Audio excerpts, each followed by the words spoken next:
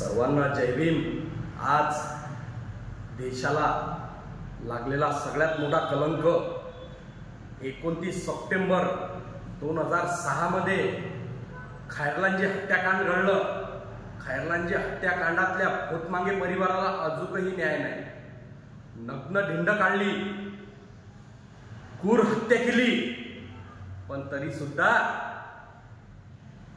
अजूक्या भूतमागे परिवाराला न्याय नाही। इतिहासातला हा काळा दिवस आहे। आम्ही सरकारला मागणी करतो की फाशी द्या।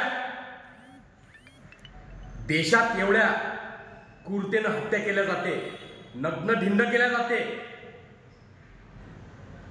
पण तरी सुद्धा न्याय नाही। न्यायाच्या प्रतीक्षेत 19 वर्ष होऊन गेले।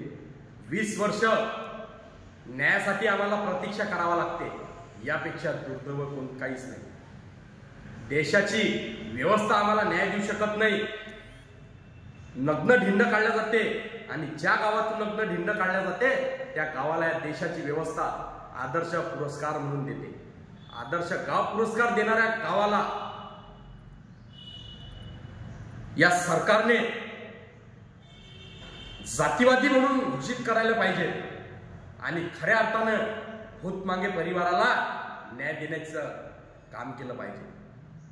आज 19 वर्ष झाले खैरलांजी हत्याकांड आजही आमच्या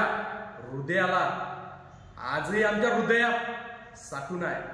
खैरलांजी हत्याकांडाची आठवण ज्या दिवशी आम्हाला येते त्या दिवशी आमच्या रक्त सळसळते। आमच्या माय बहिणीची ढिंड काढली, क्रूर हत्या केली, कसं विसरणार आम्ही? खैरलांजी हत्याकांडात फाशीची सजा झाली पाहिजे आणि भूतमागे परिवाराला न्याय दिला पाहिजे। हा काळा दिवस आम्ही पाळतो।